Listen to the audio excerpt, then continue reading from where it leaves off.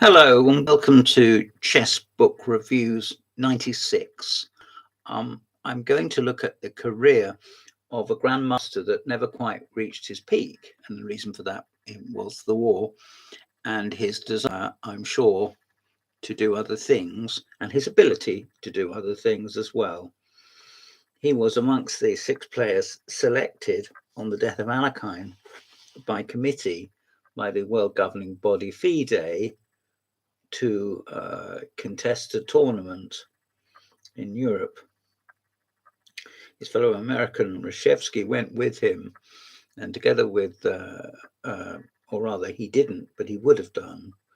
And they didn't substitute a player when he withdrew.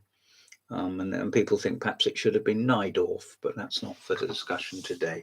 We're going to look at the career, as I say, of Reuben Fine.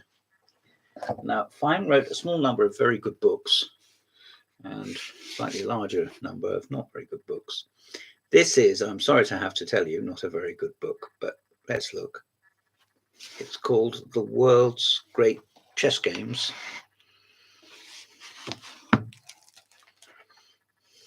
And let's look inside. It's published by Crown, and it lists, this is quite useful actually, other books by Fine, some of which I haven't got. Amsterdam 1936, Alekhine over 1937, the rematch. Modern Chess Opening 6th edition, and Kashtan Reshevsky match of 1942. And it also mentions, which I do have but haven't got with me at the moment, Lasker's chess career, which was a book which he wrote in conjunction with Fred Reinfeld.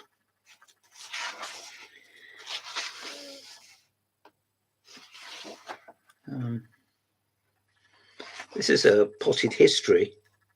The trouble with it is that a lot of the games are not particularly well annotated. Some of them aren't even annotated at all. As you can see, my copy has been harshly annotated by a previous owner. That doesn't have to necessarily matter, but it doesn't help my humour any. And it goes from early times right through the 20th century, with most emphasis, I think you could say, on the Soviet school. And this one's chapter on Reti, one on Nimzovich, one on Spielman. Lots about Capablanca, as there should be. And it runs right up until, well, it deals with various American masters like Horowitz, Arnold Denker,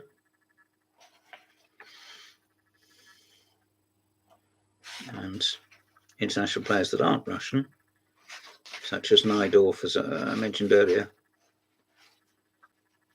and Russian grandmasters like Botvinnik and Smyslov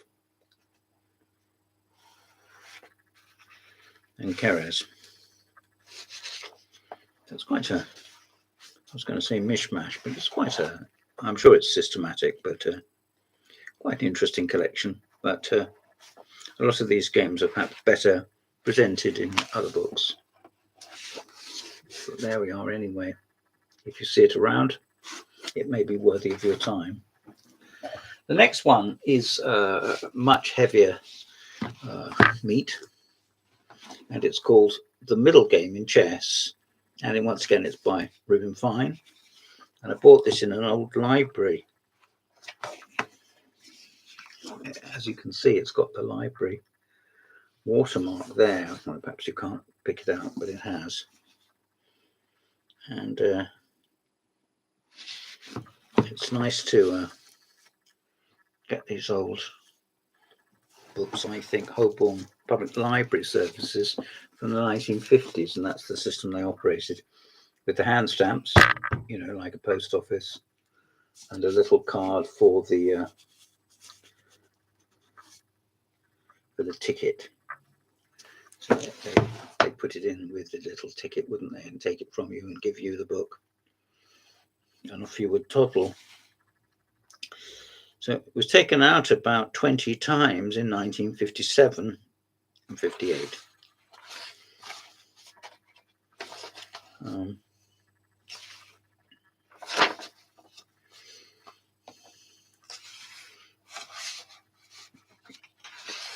Obviously, to write about the middle game, and to write anything to the standard that Fine wrote, was a tough call, but it's in old-fashioned descriptive notation. Nothing wrong with that, at least in my opinion, as I so often have said. Enormous section on the mating attack.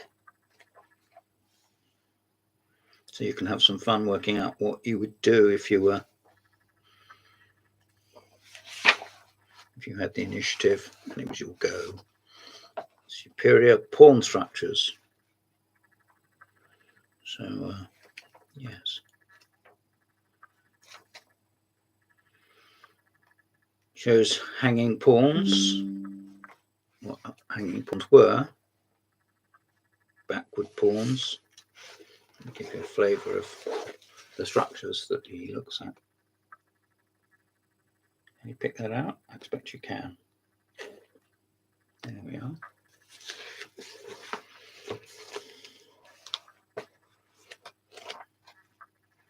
The art of defence, in other words, what to do when you're not winning, but you're on the back foot defending, possibly a pawn down or the exchange down, but far from dead. Talking about superior mobility.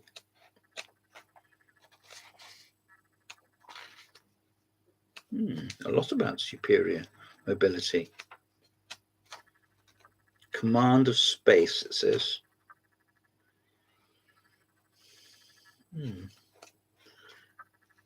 Superior pawn structure, a decisive attack against the king, the open file, the semi-open file, superiority on a long diagonal, the two bishops, command of the centre, occupation of advanced post, weak squares, superiority in the pawn chain, and the bad bishop. And he quotes a full game here between Capablanca and Hermann Steiner, played in 1928, just after Capablanca had lost the title to Alekhine, of course. He still would have been considered the number 2 player in the world. So there you are. Fine facing Alekhine at Margate 1937 in a Dutch.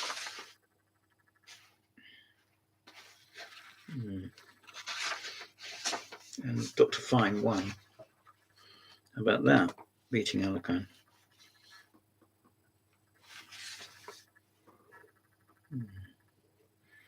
It shows an example of the minority attack, where on the queen side, white has few pawns, which you push forward and exchange off in order to leave black with one pawn that is without a fellow to defend or brandish, and then you hit him while he's defending the pawn. You hit him on the king side and hopefully win. That's the plan. Devilishly clever. Devilishly clever. So there we are.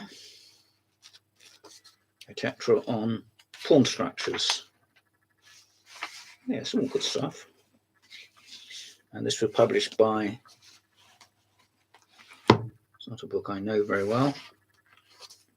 It's published by Hollis and Carter in 1953. It may very well be that Fine, having retired from chess, took it on himself to work on such literary projects. Now, this is the most famous book that Fine wrote, and much of his fame nowadays rests on this book, Basic Chess Endings. This is an American edition of that book, published by Tartan Books. It's very, very detailed, and even though I don't like it very much because I'm a weak player, and also because I don't like endgame books in descriptive notation, because you can get muddled up, whereas with algebraic, each square has a unique name. I know that you know that, but this covers most of the endings that you're likely to encounter. King and pawn endings, that's the opening chapter. And then it goes on with rook and pawn endings. Some amount of that.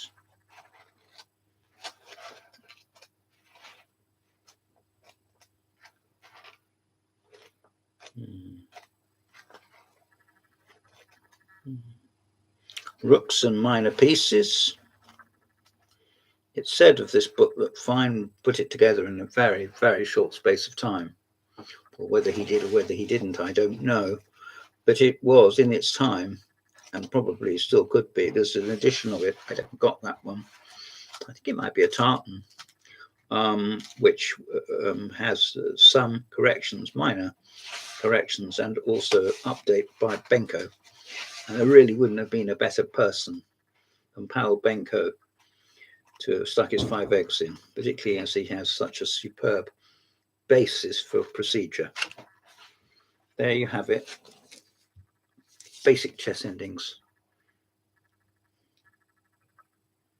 If you see it, at least give it your time. You don't have to get excited.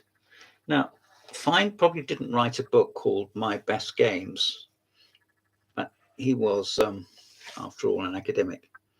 So he slightly skews it and calls it Lessons from My Games, Passion for Chess. This was not the easiest book in the world to get hold of in England.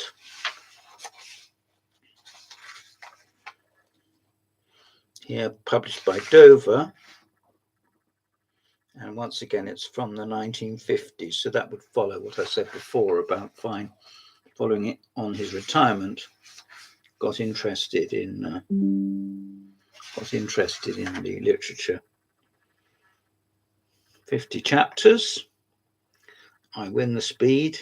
I refuse no variation. I break the rules. I move up a notch. I have a winning streak, and so on. Games have light annotations. I think there's a good example.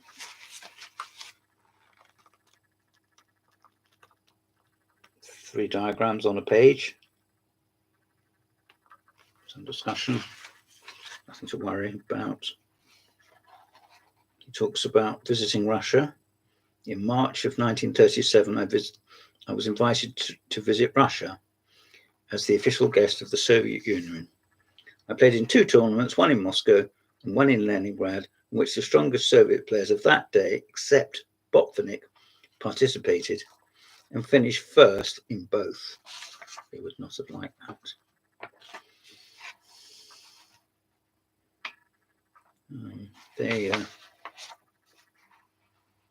Chess tournaments are usually state affairs. The audience generally consists of a couple of dozen people. A well-known German joke tells of a handbook of spectators at a chess tournament, which consisted of several hundred pages. All were kept blank except one, which had printed on block letters, "Keep quiet." Oh, never mind. Never mind. Here's Fine's game against Lilienthal, played in 1937. Lilienthal, like Fine, had interests outside of chess. Even as an old man, he used to have girlfriends, and also he used to enjoy driving his car around the place. He was often seen out, as the saying goes. Oh, look, there goes Lilienthal. Anyway, all of that aside, I sacrificed a pawn, chapter 30.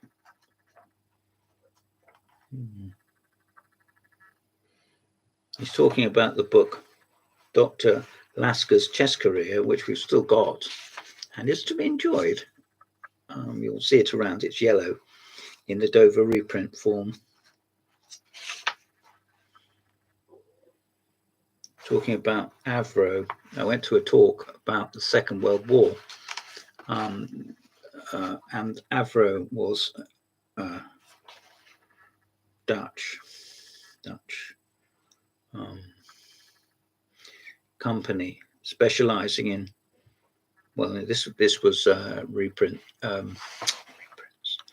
This was aircraft, but they obviously were electrical and latterly computerized, I'm sure.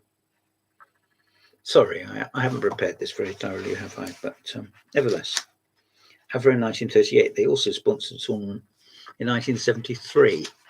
So that was a big sweep, wasn't it? This is his games against Reshevsky. There's probably a fair bit of needle when the two Americans met.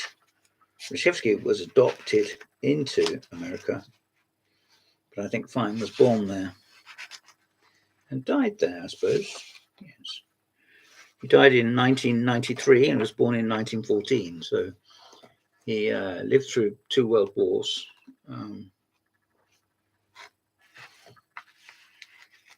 And I'm sure he did a very great deal of good professionally.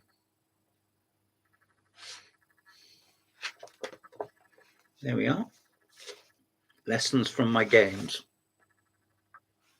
Now, the last book, which let's have a little drink.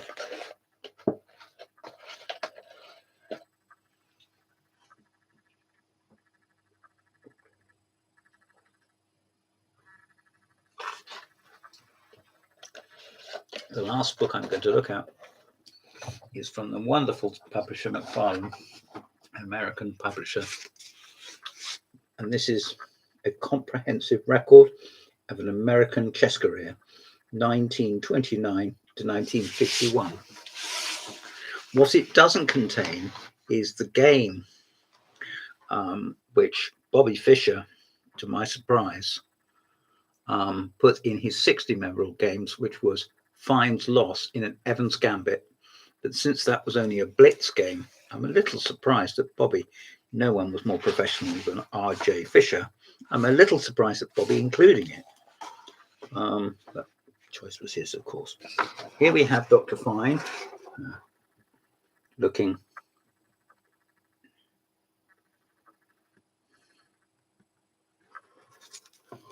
deeply at the camera.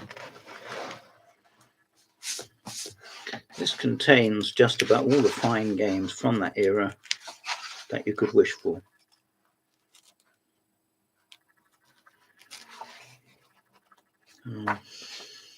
Cross tables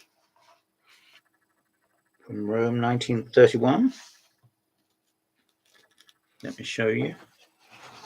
I explained before what a cross table was. So it should, in theory, show you all the games. There you are. Results of all the games. Let's go a bit nearer. There we are. Turn. There. See Reinfeld at the top. Fred Reinfeld, the author. Journalist and plagiarizer. And Reuben Fine was second. Fine lost to Bernstein. I suppose that's the Bernstein that went across to France. I'm not sure. And here we have pages and pages of games. Fine winning the US Championship, the Marshall Chess Club Championship of 1932, which he won with 10.5. And Fred Reinfeld, who beat him in the individual game, was on 10. And there's various other players I've heard of, like Dunkst, and also Bernstein again, and the famous Santazier.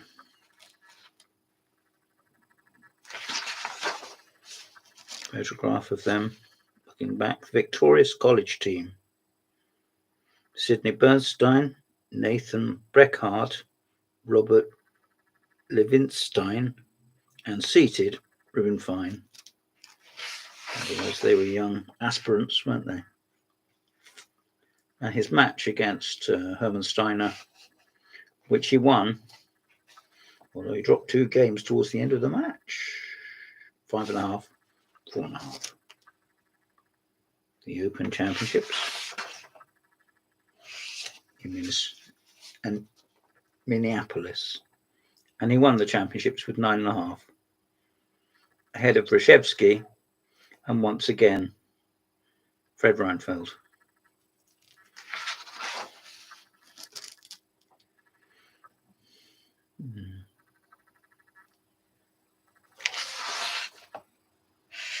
And here you see some very nice notes to Alekhine's games.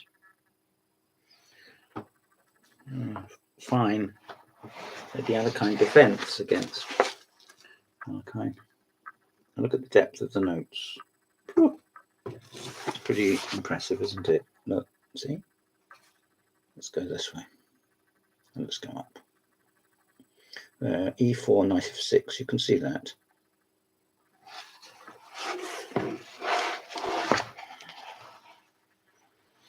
With daring, typical of youth, Alekhine had, of course, introduced this defense, but then abandoned it. Its correctness is not entirely established.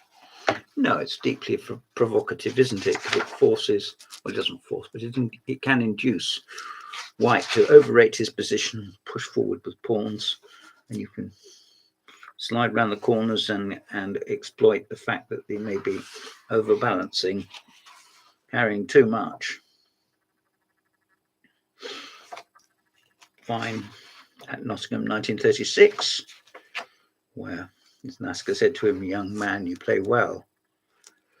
And I was told by Ron Blow, a veteran player indeed, that he was there when those words were spoken. Almost the chess equivalent of Dr. Livingston, I presume. Well, I presume that Ron Blow was telling me the truth.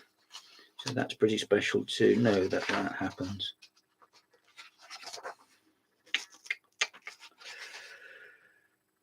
And in order chronological, here we are in 1937, and it goes all the way through to 1948, when he could have played again in a 6-player all-play-all, as I've just said, to decide the challenger for Alekhine's title, the French Rousseau Grandmaster, who died in 1946 in Portugal.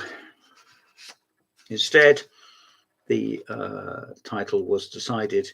Botvinnik was due to play Alekhine in a match provisionally decided in London. That would have been really something, wouldn't it? But in the end, the BCF pulled out of it because of Alekhine's Nazi connections, collaboration, whatever. Mind you, had he not come down with the Nazis, he might have found himself in a wooden box. So it's not quite as simple as all that, is it?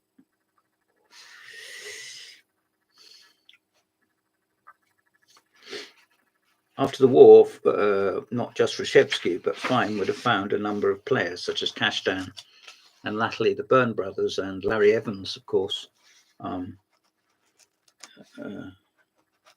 threatening his status as the number 1, number 2 player in the USA of A. And it wasn't that long, was it, before a certain Robert Fisher also registered his presence on the scene. By the end of the 1950s, he was doing exactly that. Lots of statistics here, thoroughly put together. Index is